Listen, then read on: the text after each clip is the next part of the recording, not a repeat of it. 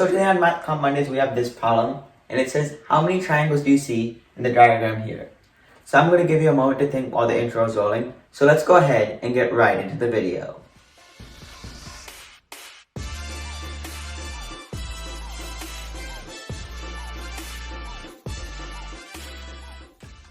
Okay, welcome back. So let's try and solve this problem.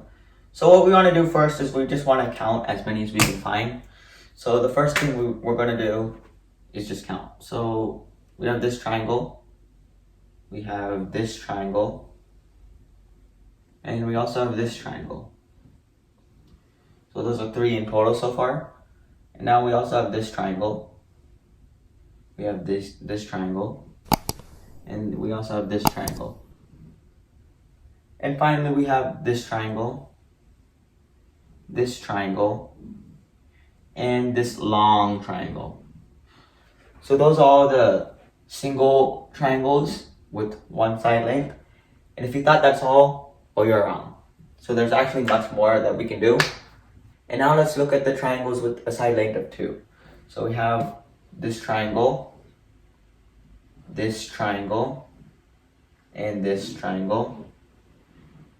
We also have this triangle, and this long triangle. And we have 6 with a side length of 2. And there's actually one more that we can do, and that one is with a side length of 3. So we have this triangle, and this triangle. And that accumulates to 3 more. So adding this up, we get this answer as 18. So that's it. Our answer for this age-old math competition problem is just 18. Now I'm going to show you how you can solve these problems, even if they have as many rows as possible, in seconds. So let's go ahead and look at those. Okay, so let's get into how to solve this problem using the trick. So what we want to do is we just want to consider at first what the first floor is and how many triangles there are there. So we would count 1 triangle here, 1 triangle here, and 1 triangle here. So that's 3. Then what we would want to do is we would want to count the triangles with a side length of 2. So that would be this triangle and this triangle. So that's 2. And finally we would want to finish it out with the triangle with the side length of 3. And that would just be this one. So that's 1. And using that, we can just add up to get 6. And that's our beginning answer. But now we want to count how many floors there are. And in this problem, there's 1, 2, 3 floors. So we multiply that 6 by 3 and get 18.